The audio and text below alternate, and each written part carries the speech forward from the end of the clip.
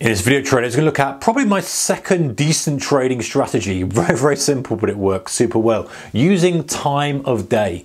Stay tuned for this one.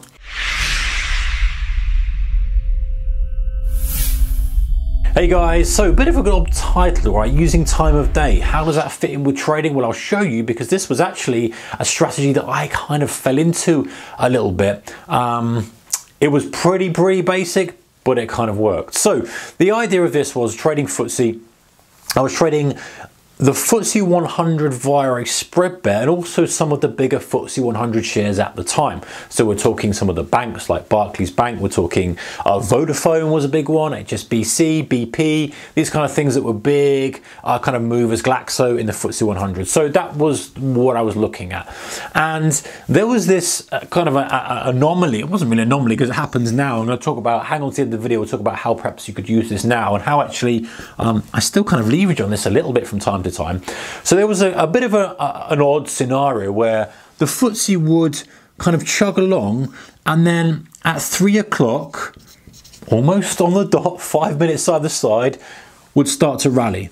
Now, the chap that I was, a great guy who I was kind of trading with and talking to at the time, way more experienced than me, he was kind of saying, okay, look, have you noticed this? Have you noticed this? Because I didn't even notice it. I was just chugging along, not having a clue. And this guy's like, listen, 3 o'clock, you know, watch this buying program that kicks in at 3 o'clock. Sure enough, this buying program kicks in. So what do you do when you're a new trader, relatively new trader, and you see someone buying at 3 o'clock? Well, yeah, you buy just before 3 o'clock. And honestly, guys, it worked very well for a long time.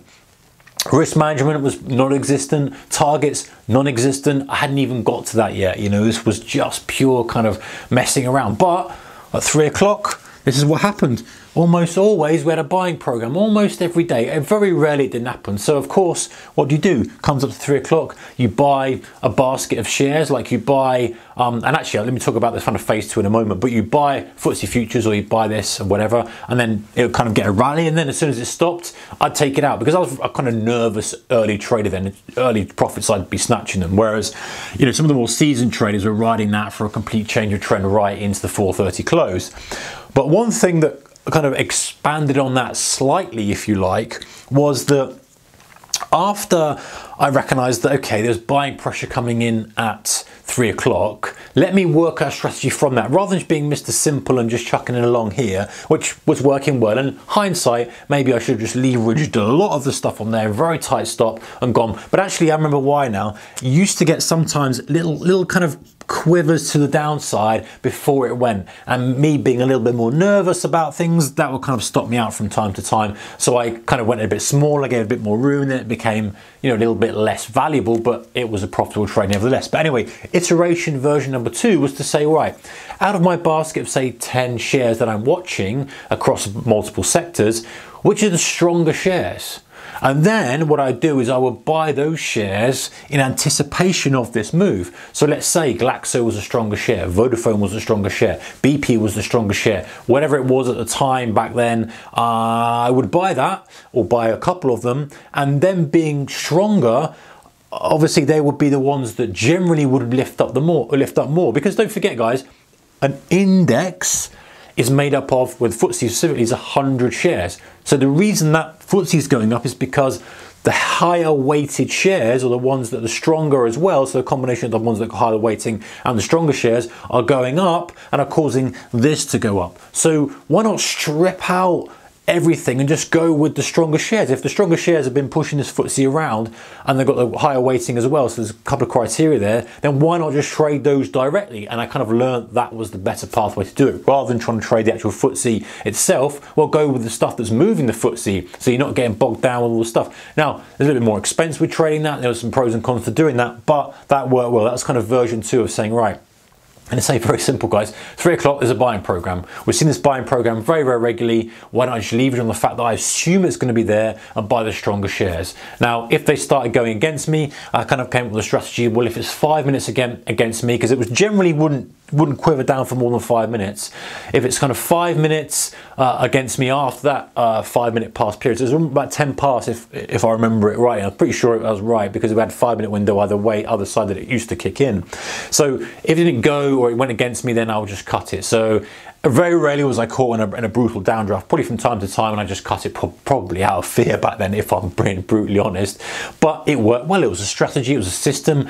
What it mean was this, guys, and if you look back on it, you think, well, what's the value you've got from that? The value is, number one, I kept myself aligned with the expectation. I wasn't looking for a short here, I wasn't looking for anything but a long at a specific time. So I was looking for a specific thing. And this is also very, very important as well. So looking for a very specific thing at a specific time. Now, I went one step ahead of that and went lower down the tiers to find out which was the thing that was moving the FTSE 100. Great. Now, doing that now, you would have obviously risk management strategy in place. You go back, I'd spend more time printing off the charts. As you know, guys, I'm not kind of computer backtester guy. I'm a print off charts eyeball kind of guy, but I guess you could go back test it very, very easily, chuck it into Excel. I've done some back testing in terms of ATRs and expected move, which I think I've talked about before. If not, I'll probably do another video on that update, so make sure you're subscribed if you're interested in that one. But the point is, let's go back to the point, which is printing off the charts and saying, okay, you know, when these go, they move X amount, they go this much against you before that. This is the average time they move. I get all the stats and then I trade around that. Have my stop loss in place for the kind of likely move against you if it's not going to work. Work all that out and then leverage on that. Now, let's move very quickly to now when you're watching this.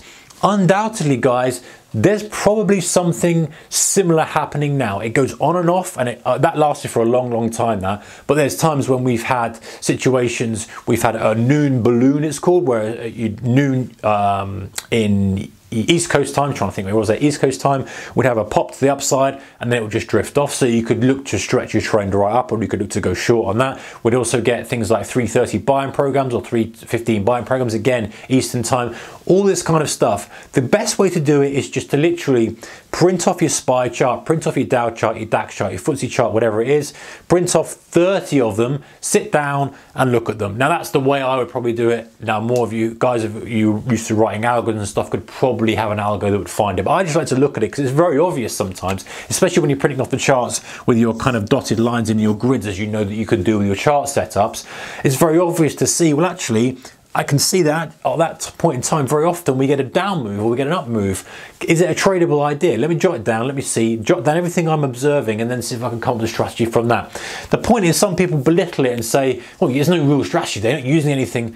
Who cares, guys? A trade is just, I think there's an edge here, I'm prepared to risk X. Now, you must have a risk management strategy in place to complement that, and which would go back and say, well, where should it be? Should it be 1 ATR in a 3 minute? Should it be 3 ATRs? What should it be? So that you, if the trade doesn't work, you're not going to get slaughtered just for a complete opposite move in the direction. But any trade is just a hypothesis and putting some chips on the table. If your hypothesis is this market's going to go up because of this, it has done historically in that week or in that month or whatever, then trade the thing. As long as you've got your risk managed, it's no different from someone doing all these calculations and going, it's a buy. It's the same kind of thing. So look out for that, guys. Time of day, it was 3 p.m. Could be something different now, but I'm sure there's something out there. Take care. Bye-bye.